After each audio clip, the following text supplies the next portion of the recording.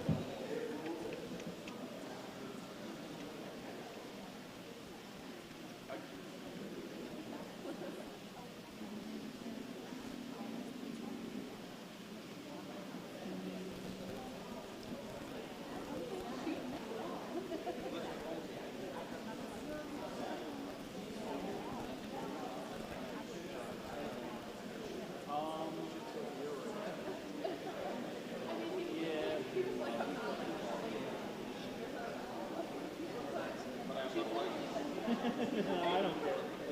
You got some fun here.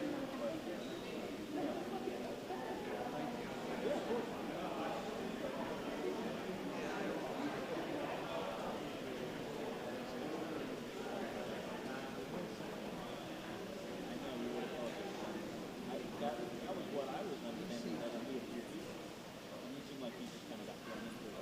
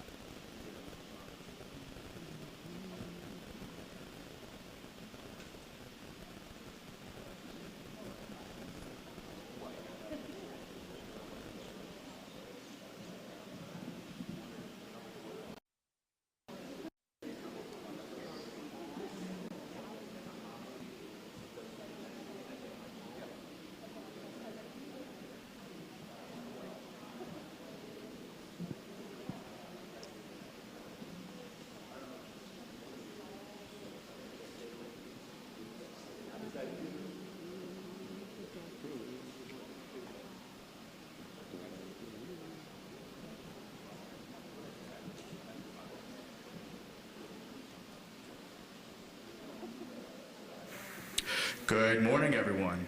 Please put your hands together and join us in welcoming Orange County Executive Steve Newhouse.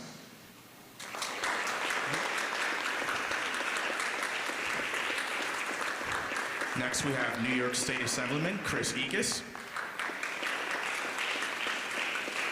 And please, once again, put your hands together for our wonderful 57th Governor of the great state of New York, Governor Kathy Hochul.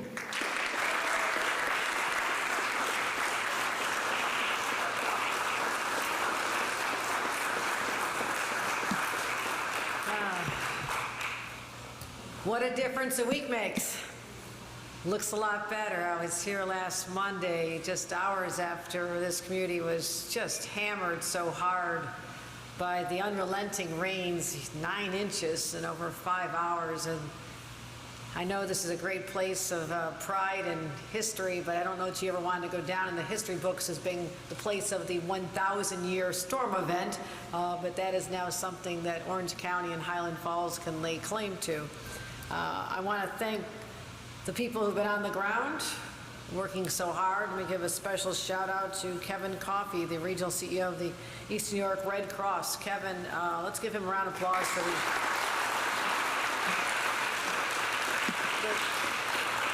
the 60 volunteers that you brought together in this small community, assessing damage in over 1,000 homes and just providing immediate relief as the Red Cross always does.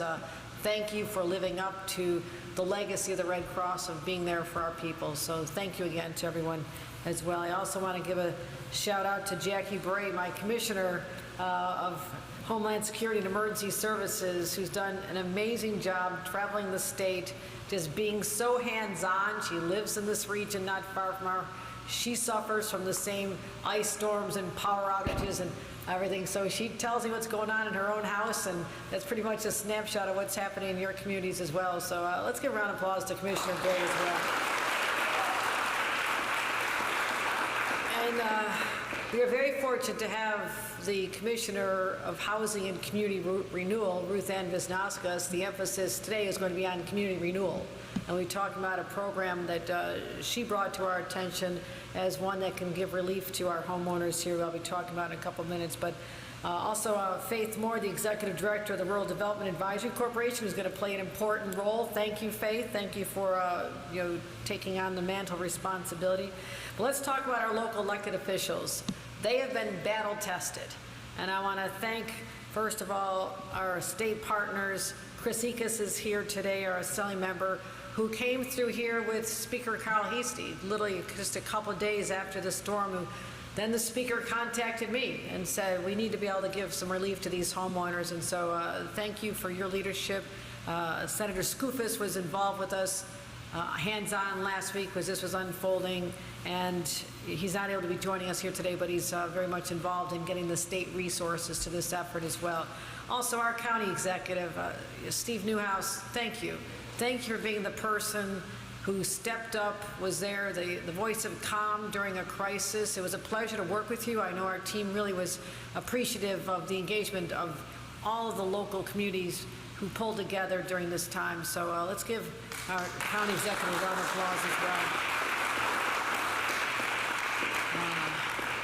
So as I just mentioned at the outset, this was just a 1 week in from when Mother Nature opened up her fury and the heavens opened up. And I was able to see what happened on the main streets and walking into Andy's Diner and hearing the stories of people who were having breakfast there because their power was out in their house. And we got the power back on, but it's almost what I would call the storm hangover. The streets may start looking good, but you go down the basement and you get a really bad headache when you start seeing the cleanup that's required. And so it may look sometimes like we've returned to a state of normal, but it's not really the case if you're one of the 1,000 families who had damage to your home and your most prized possessions. I mean, that's your life story that may have washed away in a box of photos that happened to me when my kids were little, who keep saying, Mom, you have no pictures of us when we were little. Didn't you take any pictures? I took thousands of pictures, and a flood washed them away along with some of my pictures from my wedding. So I know the pain that's involved when that part of your story is gone forever. That was before we had the cloud. Luckily, the cloud is hopefully keeping everybody's photos today. So I know what it's like, but also the loss of life. Pamela Nugent, one of our residents here, her story was just coming to light as I was here, and how devastating for her family. She's out there trying to help with her dog, and unbelievable. sadness associated with the loss of life. And we talk about where we are today, and I'm not going to go into the whole climate change story. You only need to turn on television. You know, the temperatures are rising, you know, records throughout this planet, you know, in our own country, people suffering. There's going to be loss of life because of the extreme heats. Sea levels are rising, rain is falling, and the storms are really getting much, much stronger. So when I see what's happening out there, we're doing what we can with our own state policies, but we need everybody from the federal government to other countries to people in their own homes and their communities to feel that they're part of a climate action brigade. So we're doing this not that we can stop next week's storm, it's too late, but we are the last generation that can do something to spare our children and their children from what we're starting to see unfold here, and that is the responsibility I feel we all owe to each other. Also, you know, thank you to the first responders, the paramedics, the EMTs, the firefighters, the police officers. My state police was real involved, and others who are now in the repair mode of fixing the roads, the bridges. We had to reopen so much. As you know, we've assessed that we had over $50 million in damages, and as I presented last weekend, our letter that went out for a major presidential disaster declaration, I feel very confident. We've been in constant communication with the White House, explaining to them the extent of the damage, $50 million statewide across many, many of our counties. And it was stunning to see the scale of this storm and how many counties were affected. But that is for municipalities. That is to fix the roads and the bridges, the infrastructures, the schools, the town halls, the village halls. And what about the homeowners? Who's taking care of them? And I doubt that most people have enough money in their bank account to cover unanticipated damage. You know, your appliances are now forever ruined. You have to put on new boards on your porch. You have to new drywall and carpeting in the basement. I mean, I went through this, I know. In fact, my own home is still damaged from the blizzard in Buffalo Christmas time. My condo building is still down to studs and concrete floors, and they're still working on insurance issues. So I know what it's like to even live in your constant reminder that your home is not back to being your home again. And the problem is, for most of us, myself included, especially when you're living on the 4th floor of a condo building, you don't think you need flood insurance. Nor do people living in our streets in communities like Highland Falls. I mean, why would you need flood insurance? And, you know, it seems like you're not just going to be left high and dry, which sounds better. You're going to be left low and wet. That's really the status we're finding ourselves in now. So we've been working tirelessly since I first walked these streets, and our assemblymen walked these streets with the speaker, trying to say, is there any money, because this is normally the responsibility of the federal government, but is there any money that's available at all to help these homeowners here in Orange County? Especially those who are lower income, moderate income, middle class families who don't have this money sitting there. So I'm really proud today we've identified a funding source. We'll be announcing and putting forth $3 million available for these homeowners here in Orange County.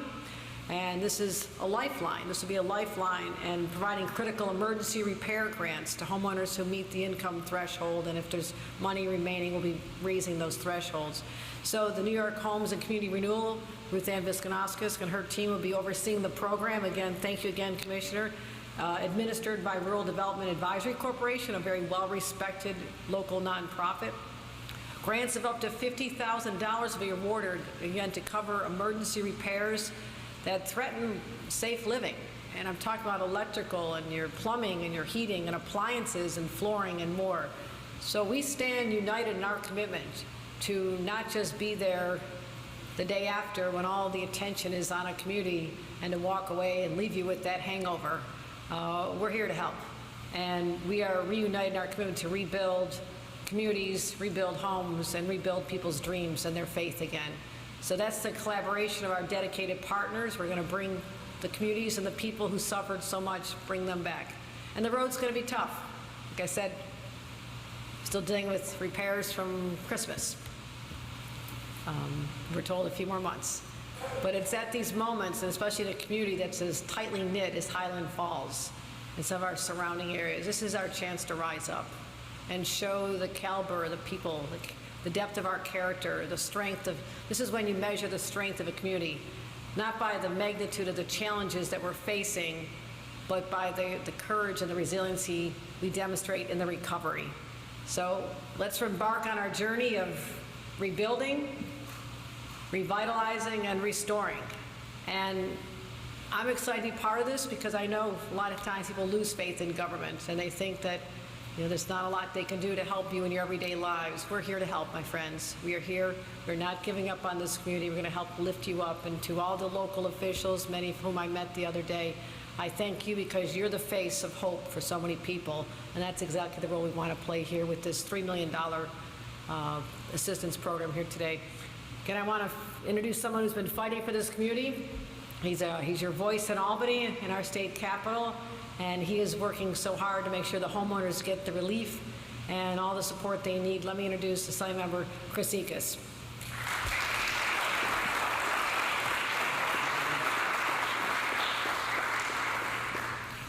Thank you very much. I'm very glad to be here, but not under these circumstances. The governor is more than a governor. I'd like to think of her, as I watched her up here, she's a guiding light. She is truly taking us in the direction we need to go. She's bringing the resources in. As she mentioned, one of the toughest things that we have with government is getting money now, and that's what she has done. She has made $3 million available to us now for the homeowners. And it is such a relief.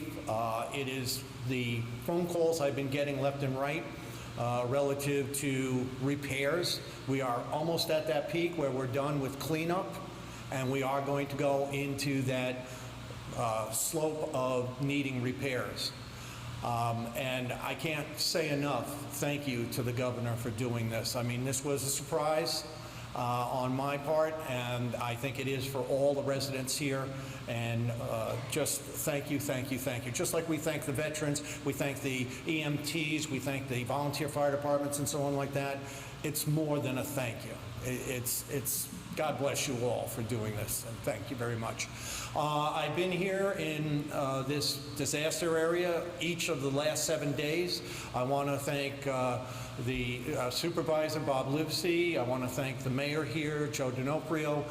They are just fantastic people, and I can tell you, I've been here in town on the streets. They have been here in town on the streets.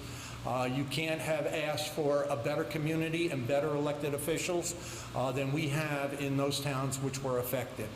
And of course, this extends out even farther than just Highland Falls and Fort Montgomery.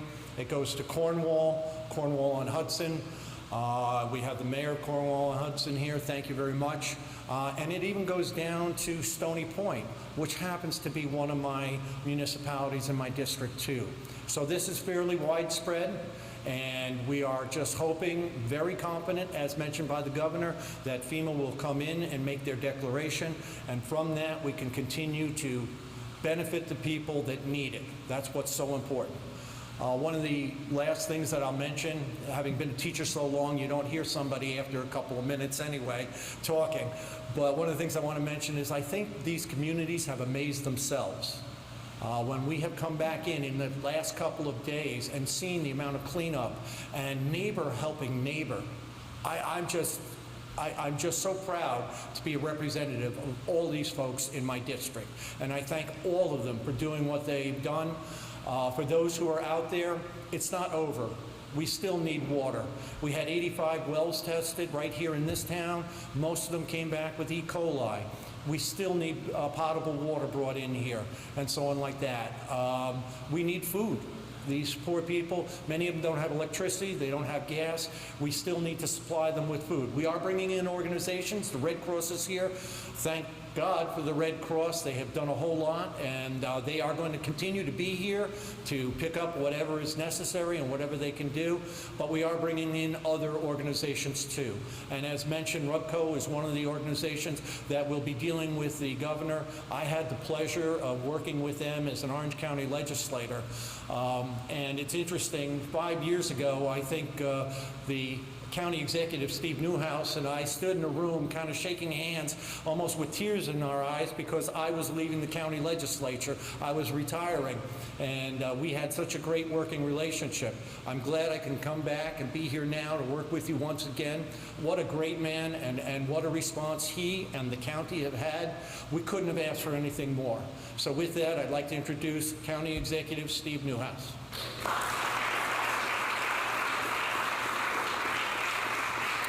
Well, it's still morning, so good morning, everybody.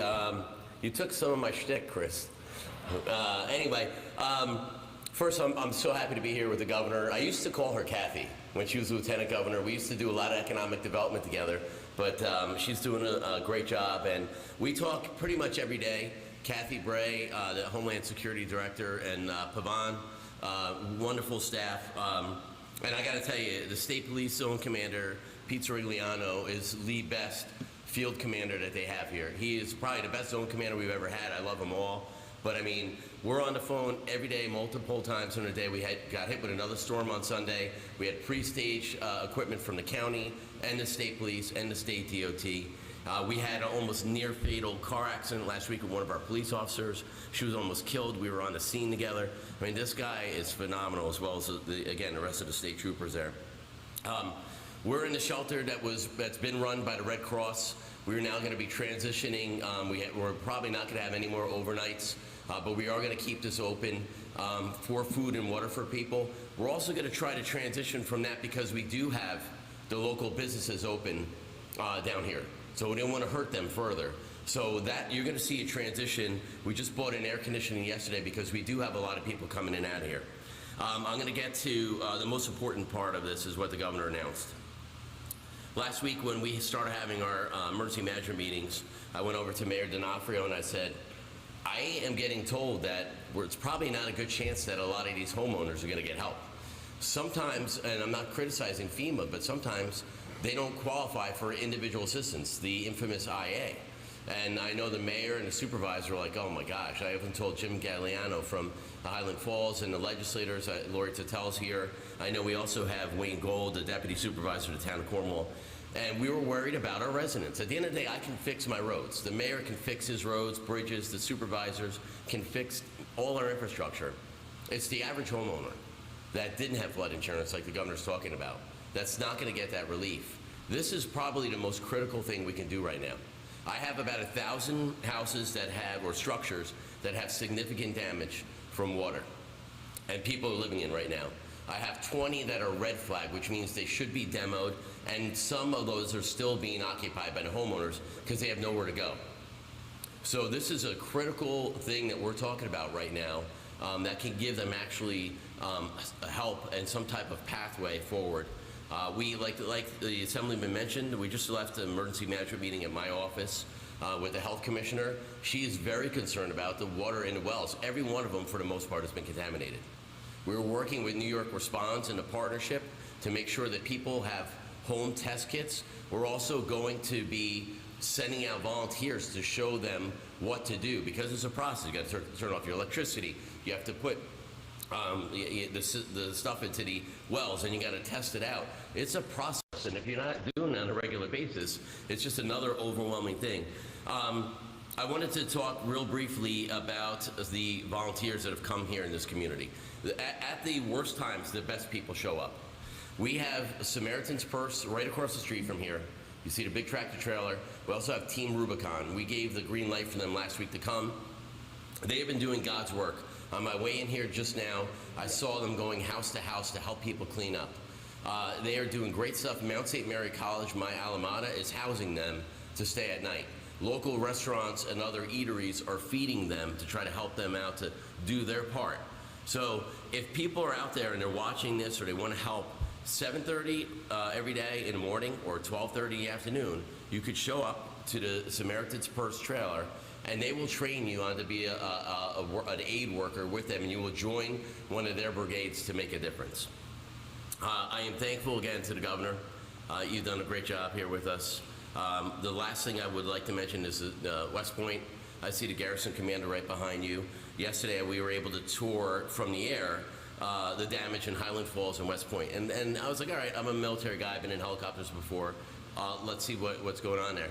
I was telling Chris Ekis and the governor how important it was for me to see from the air with our 2 U.S. senators and our congressmen the amount of damage that's been done to this area. It looks like a war zone. It looks like you're watching what's going on in Ukraine. That's how much damage, $100 million at West Point. So the garrison commander is also a partner with us. We thank you for what you're doing over there at West Point. We're all one community here. And I want to, again, thank all the members of the public for coming out and actually being part of the solution. And last, Governor, again, this important money, because for the last week, we've been talking about what is going to come. What happens when FEMA tells residents you don't qualify if they don't? This is critical. Thank you. Ladies and gentlemen, that concludes today's event. Thank you for joining us so much, and please kindly make your way to the exits at this time. Thank you.